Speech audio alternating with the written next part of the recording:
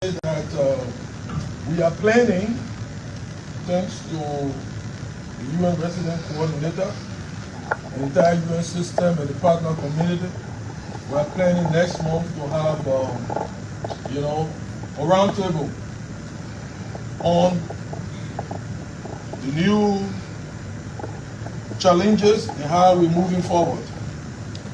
We launched the AI. It is ambitious, it's achievable. The cost is about $8.4 billion United States dollars, and that we, as the level of the Ministry of Finance, we are going to mobilize resources locally.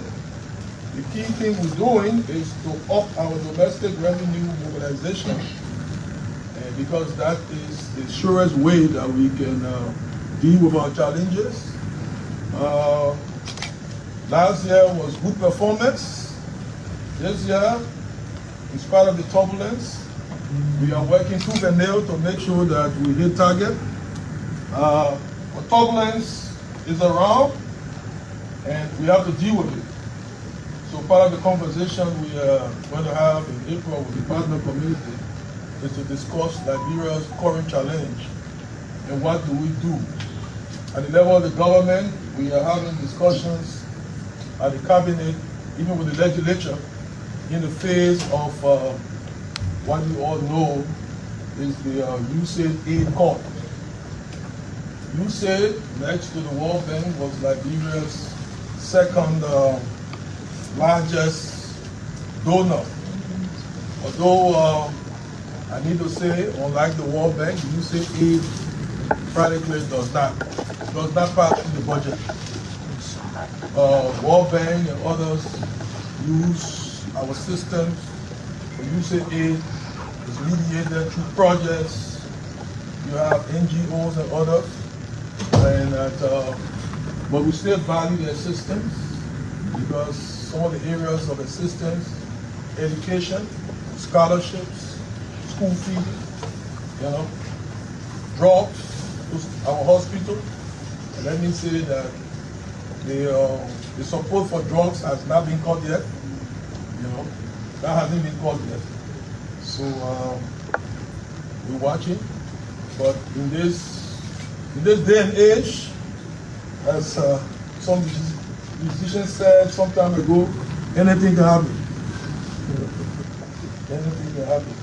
So we are expecting the West, we could prepare for the West, hoping that the West does not obtain, but as I said, we are not going to go in one little corner to cry. As a country, we are preparing, and we've started preparing even long before the turbulence hit, and that the conversation in April is going to be around what we do, what retooling we're going to do to achieve our development goals in spite of the turbulence. One of the things we are going to do, and the conversation we're going to have, please convey this message to your country manager, is that for us, this is a shock. We know the global system did not consider this as a shock yet, as we had during COVID or Ebola, but this is a shock to our country. We have many Liberians that have lost jobs, that were working with USAID and some of the partner organizations, NGOs and whatever. They were feeding families. Now they are moving with fires, jobless. We have to be concerned.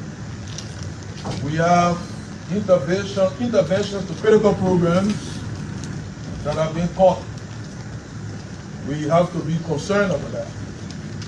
So as a country, we know that we have projects all around. World Bank project, ADB project, UN project, and everything. There are two ways to fund the project. One through grant, and another through loan, or what the World Bank can call, sophisticatedly credit.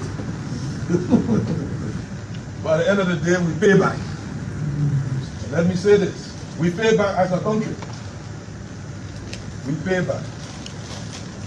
Though it is concessional, it may take 40 years, very low interest rate, but we pay back. I need to announce that we, in dealing with this crisis, we are going to have some tough conversations with the partner community with the view to repurposing, redirecting, and reprogramming when necessary some of the support, some of the projects that in our estimation may not be yielding the kind of returns that we want.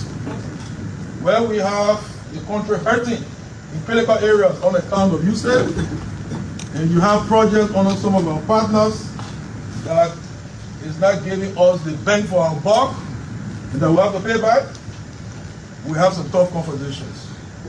So please inform the country manager, and please say that it's one of our strategies in dealing with the crisis. Where we have projects that this country, the poor people of this country will have to pay back, we will not be too generous to allow grants for certain things that, you know, at this stage, at this point in time, you know, may not represent the best decision at this point in time. So we're going to have some hard conversation because we're going to pay back. So let it be said that we're going to tide over this crisis, and that the hard conversation will soon begin with each of the bilateral partners, multilateral partners, because for us there's a shock.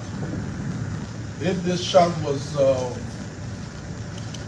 announced globally, we know the kind of retooling that the IMF, the World Bank, and the global system develops to deal with the shock.